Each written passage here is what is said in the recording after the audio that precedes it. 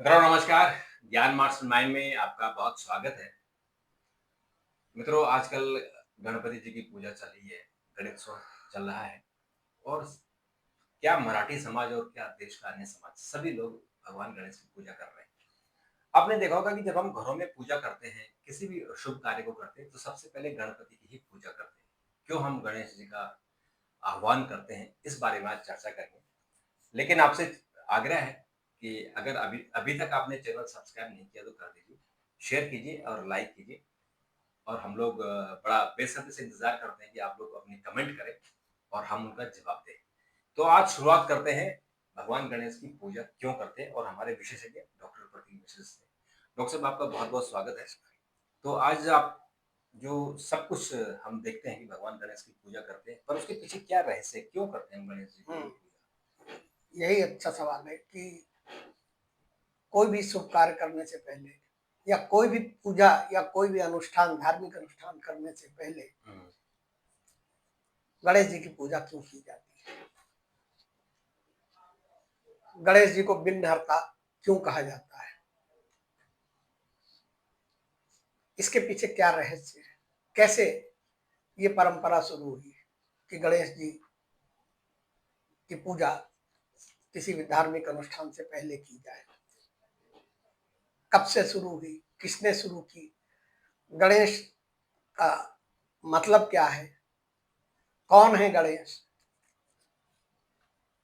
गणेश का तंत्र से क्या संबंध है? तो आज इन सारी चीजों पे थोड़ा सा चर्चा करेंगे। अक्सर देखा जाता है कि कोई भी शुभ काम हो, अपना कोई विवाह हो, कहीं कोई यात्रा का कार्यक्रम हो, कोई निर्माण कार्य हो, कोई व्यापार शुरू करना चाहते हो, कोई शिक्षा का काम हो, तो सबसे पहले हम गणेश जी की पूजा करते हैं। आखिर क्यों करते हैं और इसके पीछे क्या क्या रहस्य? कर रहे हैं? दरअसल में गणेश जी को विघ्नहर्ता कहा जाता है। जैसा कि नाम से स्पष्ट है, विघ्नहर्ता का मतलब सारे विघ्नों को दूर करने वाला। अब ये विघ्न जो है आंतरिक भी होते हैं और बाहरी भी होते हैं। आपके अंदर के विघ्न हैं और बाहरी विघ्न हैं। गणेश जी बुद्धि और सिद्धि के स्वामी माने जाते हैं। जब गणेश जी बुद्धि और सिद्धि के स्वामी हैं, तो बुद्धि से साधक जो भीतरी विघ्न है, जो आपके अंदर का आलस्य है, क्रोध है, लालच है, हिंसात्मक प्रवृत्ति है, तो उसको क्या करता है कि बुद्धि से उस विघ्न को गणेश जी नष्ट करते हैं।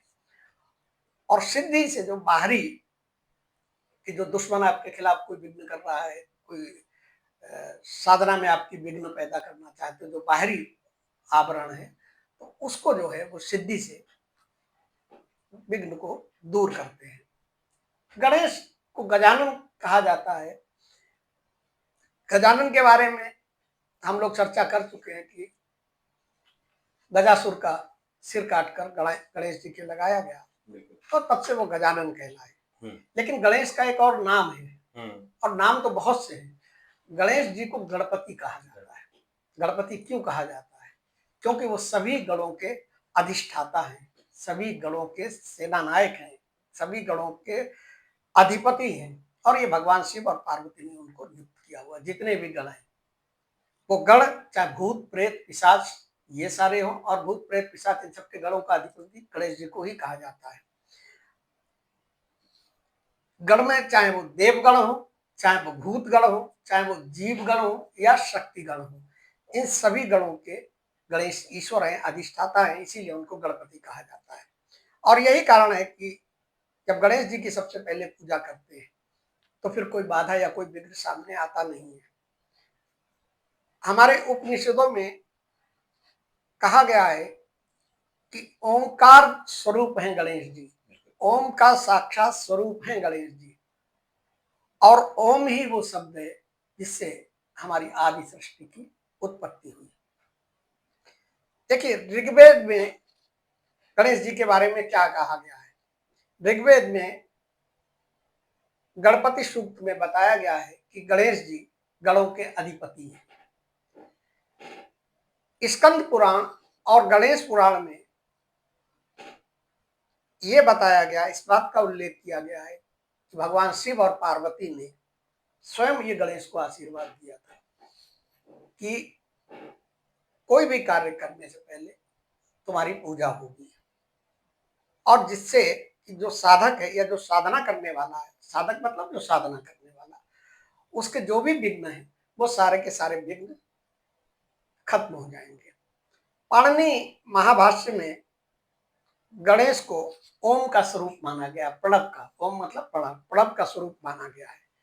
और उसमें बताया गया है कि वो साधक को बंधनों से, जो मतलब विघ्न रूपी बंधन है, उनसे वो उन्हें मुक्त करता है। अब हमारे आदि शंकराचार्य जी जो थे, उन्होंने गणेश जी के बारे में जो लिखा और जो उन्होंने बताया कि गणेश जी मूलाधार चक्र के अधिष्ठाता है। जब और मूलाधार चक्र क्या है? मूलाधार चक्र हमारा वो है कि पहला चक्र मूलाधार चक्र है कुंडलिनी जागृत में, जहां की कुंडलिनी सोई हुई होती है, और उसके अधिष्ठाता गणेश जी है। तो अगर साधक का मूलाधार जागृत होगा तो आध्यात्मिक मार्ग की सारी बाधाएं दूर हो जाएंगी। मतलब अगर आपका मूलाधार ही नहीं एक्टिव हो पाया तो आप ऊपर की यात्रा नहीं कर पाएंगे। माधवाचार्य जी ने गणपति को, गणेश को भगवान विष्णु का अवतार माना है और कहा है कि वो जीव के जो कर्म के बंधन होते हैं या जो कर्म के विघ्न होते हैं, उनमें जो है उनको हरते हैं, इसलिए विघ्नहर्ता कहा जाता है। अब देखिए, गणेश जी का महत्व तो आप इसलिए भी समझ सकते हैं कि गणेश जी जब आदि शंकराचार्य सौंदर्य लहरी की रचना कर रहे थे, माता की स्तुति के बारे में, तो तमाम विघ्न पैदा हो रहे थे, वो रचना नहीं कर पा रहे थे, कुछ तांत्रिक क्रियाएं हो रही थी उनमें विघ्न डालने के लिए। आदि शंकराचार्य को भगवान शिव का अंश माना जाता है, वो थोड़ा सा परेशान हुए कि ऐसी क्या समस्या है जिसकी वजह से हमारी ये सौंदर्य लहरी जो कि हम माता की स्तुति के लिए कर रहे हैं, उसमें बार बार बाधा आ रही है। गणेश जी ने आदि शंकराचार्य के शिष्य को सपने में आकर आदेश दिया कि अपने गुरु जी से कहो कि पहले गणेश जी की स्तुति करें, फिर देवी की स्तुति करें। और नतीजा क्या हुआ कि उसके बाद सौंदर्य लहरी जो जिसकी रचना कर रहे थे आदि शंकराचार्य, उन्होंने उसको रोका और उन्होंने गणेश पंचरत्न जैसे स्तोत्र लिखे, और उसके बाद बाधा दूर हुई और सौंदर्य लहरी आज मतलब सनातन धर्म की वो पुस्तक, क्या बल्कि वो ग्रंथ है, वो है जिसमें कि शक्ति के बारे में विस्तार से वर्णन किया गया है। इतना ही नहीं, ये तो हम आपको इस मृत्युलोक की बात कर रहे हैं। जिस समय ब्रह्मा जी सृष्टि की रचना कर रहे थे, ये हमारे सब पुराणों में लिखा हुआ है, ग्रंथों में, जिस समय ब्रह्मा जी सृष्टि की रचना कर रहे थे उस समय भी तमाम विघ्न आ रहे थे। ब्रह्मा जी परेशान हुए, उन्हें भगवान विष्णु जो कि जग के पालनहार हैं उनसे पूछा कि ये बार बार विघ्न आ रहे हैं सृष्टि में, कारण क्या है? तो विष्णु जी ने कहा कि गणेश जी की पूजा कीजिए, वो विघ्न विनाशक है। जब तक आप उनकी आराधना नहीं करेंगे ये सृष्टि निर्विघ्न रूप से आप इसकी रचना नहीं कर पाएंगे। और जब विष्णु जी ने ब्रह्मा जी को यह आदेश दिया तो उसके बाद से ही सारे देवताओं ने यज्ञ, हवन या जो भी अन्य धार्मिक अनुष्ठान थे उन सब में सबसे पहले गणेश पूजन करना शुरू कर दिया। अब देखिए, गणेश जी का शाब्दिक अर्थ क्या है? गणेश दो शब्दों से बना है, अगर इसका संधि विच्छेद करते हैं, गण प्लस ईश। गण में क्या है? समूह है, वर्ग है, देवगण है, भूतगण है, जीवगण है, इंद्रियों के गण है। इंद्रियों के गण मतलब 5 ज्ञानेंद्रियां, 5 कर्म इंद्रियां और 5 आपके प्राण, इन सबके जो है गण गणेश है। ईश मतलब स्वामी। तो इन गणों के स्वामी यानी सभी समूहों के, सभी गणों के, सभी इंद्रियों के, सभी शक्तियों पर गणेश जी का अधिकार होता है, इसीलिए उनका नाम गणेश पड़ा। तांत्रिक परंपरा में गणेश जी को बहुत ही पूजनीय माना गया। पूजनीय तो सब जगह है, लेकिन तंत्र की जो परंपरा है उसमें ये कहा गया है कि कोई भी तांत्रिक साधना बिना गणेश की पूजा के नहीं हो सकती। और उसके पीछे कारण क्या है कि तंत्र साधना की शुरुआत में जो विघ्न है वो बहुत ज्यादा आते हैं, और वो विघ्न क्या होते हैं कि आसुरी शक्तियां जो है आपकी साधना में खलल डालना शुरू करती हैं शुरुआत में, पहले दूसरे तीसरे स्टेज में। और अगर आप तंत्र की सर्वोच्च ऊंचाई तक पहुंचना चाहते हैं तो आपको कौल तंत्र में शैव जो तंत्र है, जो कि अभिनव गुप्त जी ने लिखा है, आचार्य थे शैव कौल तंत्र के, कश्मीरी जो शैव है उसके, उन्होंने भी अपनी किताब में लिखा है, सबसे बड़े आचार्य हुए। और मछेंद्र नाथ जी भी, जो कि कौल साधना के प्रणेता माने जाते हैं। तो इन सभी ने इस बात का उल्लेख किया है कि अगर आप किसी को तंत्र साधना करनी है तो सबसे पहले उसे गणेश जी को साधना पड़ेगा, उनकी साधना करनी पड़ेगी, आराधना करनी पड़ेगी, क्योंकि गणेश जी मूलाधार जो चक्र है उसके अधिष्ठाता है, जो मैंने पहले बताया। बिल्कुल। और मूलाधार चक्र क्या है, ऊर्जा का पहला केंद्र है, जहाँ पे कुंडलिनी सुषुप्त अवस्था में, उसको अगर आपको जागृत, मूलाधार चक्र जो है कुंडलिनी जागरण का पहला गण है, 7 गणों में पहला गण है। तो अगर उसको जागृत आप नहीं कर पाएंगे तो आप आगे की रास्ता नहीं कर सकते। शुरुआत पहले चक्र से। तो सबसे पहले क्या कि मूलाधार चक्र को स्थिर किया जाता है, और मूलाधार चक्र जैसे ही आपका स्थित हो जाएगा तो जो आपकी बाहरी विघ्न है वो सारे विघ्न जो है आपके खत्म हो जाएंगे।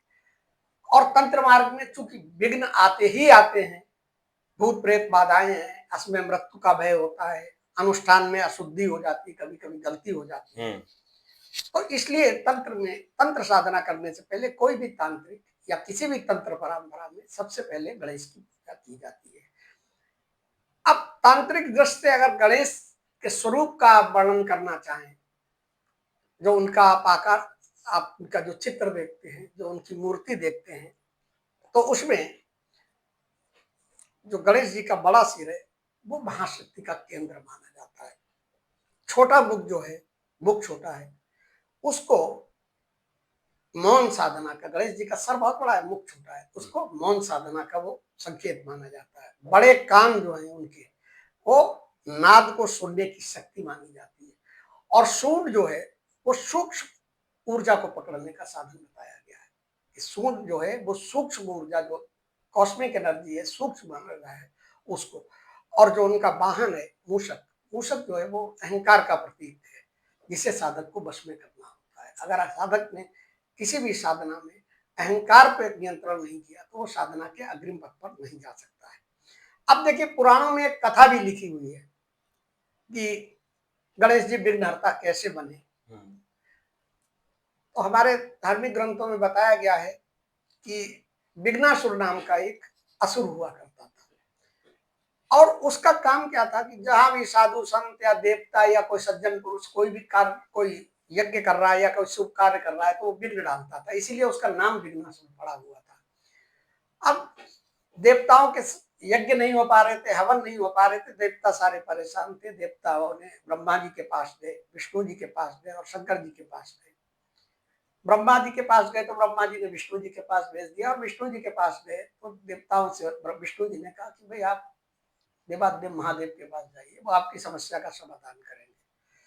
तो शिव जी के पास जाकर उन्होंने अपनी समस्या बताई कि विघ्नासुर नाम का एक असुर है, जो कोई भी यज्ञ हवन, हम कोई कार्य, शुभ कार्य करना चाहते हैं तो उसमें जो है विघ्न डालना शुरू कर देता है। और महादेव ने कहा कि आपका ये कार्य जो है, इस परेशानी से आपको भगवान गणेश ही छुटकारा दिलवा सकते हैं। भगवान गणेश ने विघ्नासुर से युद्ध किया और उसे पराजित कर दिया। पराजित करने के बाद विघ्नासुर जो है गणेश जी के चरणों में गिर पड़ा और क्षमादान मांगा। तो गणेश जी ने कहा कि ठीक है, मैं तुम्हें क्षमादान देता हूँ, लेकिन तुम्हें मेरे अधीन रहना पड़ेगा। जहां भी मेरा पूजन होगा वहां तुम विघ्न डालने का प्रयास नहीं करोगे, और जहां लोग मेरी पूजा नहीं करेंगे वहां तुम स्वतंत्र विघ्न डाल सकते हो। तो इसीलिए उसके बाद से परंपरा बन गई कि चूंकि विघ्नासुर जो असुर है, विघ्नों का असुर है, विघ्नों का जो राजा है, वो गणेश जी के अधीन है। और गणेश जी ने उसको ये आदेश दे रखा है कि जहां पर हमारी पहले पूजा होगी जिस कार्य को शुरू करने से पहले मेरी पूजा होगी, वहां पे तुम कोई खलल नहीं डालोगे, विघ्न बाधा नहीं डालोगे। इसीलिए आपने देखा होगा कि हर कार्य को करने से पहले जो है गणेश जी की पूजा की जाती है। अब देखिए, हमारे ने पहले भी बताया कि विघ्न केवल बाहर के ही नहीं है, विघ्न तो अंदर भी है आपके। आलस्य है, भय है, लोभ है, लालच है, मोह है, माया है, ये सारे आपके अंदर के विघ्न है। इन अहंकार है, इन पर भी आपको अगर नियंत्रण नहीं प्राप्त करेंगे तो आप साधना के पथ पे आगे नहीं बढ़ सकते हैं। और गणेश जी का स्वरूप जो है इन्हें हराने की शिक्षा देती है। तो ये कुल मिलाकर जो है गणेश जी इसीलिए न केवल विघ्नहर्ता कहे जाते हैं, बल्कि सिद्धिदाता भी कहे जाते हैं। रिद्धि और सिद्धि उनकी पत्नियां हैं और दो उनके बेटे हैं, शुभ और लाभ। गणेश जी के नाम आप देखिए, विघ्न विनायक, विघ्न विनायक तो विघ्नों का विनाश करने वाले, सिद्ध विनायक सिद्धि को देने वाले देवता है, मंगल मूर्ति सब मंगल कार्य करने वाले। और इसीलिए हमारे सनातन धर्म में किसी भी कार्य को करने से पहले सबसे पहले गणेश की पूजा की जाती है, क्योंकि न केवल वो विघ्न हरता है, बल्कि वो सिद्धि दाता भी है। मतलब आपके विघ्नों को भी हरण करते हैं और जिस कार्य के बारे में या जो संकल्प आप लेते हैं, जिस कार्य को आप करना चाहते हैं, उसकी वो सिद्धि भी देते हैं, उसको मतलब प्रदान भी करते हैं। और यही कारण है कि गणेश जी की पूजा की जाती है। और ये तो आपने अपने घर में भी जरूर की होगी, तो आज आपको समझ में आया होगा कि क्यों हम गणेश जी की पूजा सबसे पहले करते हैं। यानी जब हम किसी भी अनुष्ठान करते हैं, शुभ कार्य करते हैं, तो गणेश जी को जरूर याद करते हैं। और गणेश जी को अगर आप सच मन से याद करते हैं तो वो आते भी हैं। और आजकल आपने देखा होगा कि जगह जगह पंडाल लगे हुए हैं, गणेश जी की मूर्ति स्थापित कर रखी है, उनका आह्वान किया हुआ है। और अलग अलग समय पर, कोई 3 दिन के लिए, कोई 6 दिन के लिए, कोई पूरे समय के लिए, जब गणेश उत्सव होता है तब तक रहता है। तो आप भी कहीं भी आपको अगर गणपति जी का पंडाल दिख जाए तो जरूर वहां जाइए और आशीर्वाद दीजिए। तो डॉक्टर साहब, आपने बात की, आपका बहुत बहुत शुक्रिया। मित्रों, आपका भी बहुत बहुत शुक्रिया। लेकिन आपसे आग्रह है कि अगर आपने अभी भी चैनल सब्सक्राइब नहीं किया तो तुरंत कर दीजिए, शेयर कर दीजिए और लाइक जरूर कीजिएगा। और अपने कमेंट जरूर दीजिए ताकि हम उस पर आगे प्रोग्राम बनाएं और आपके लिए और अच्छी जानकारी लेकर आए। डॉक्टर साहब, बहुत बहुत धन्यवाद। आपका भी बहुत बहुत धन्यवाद। नमस्कार।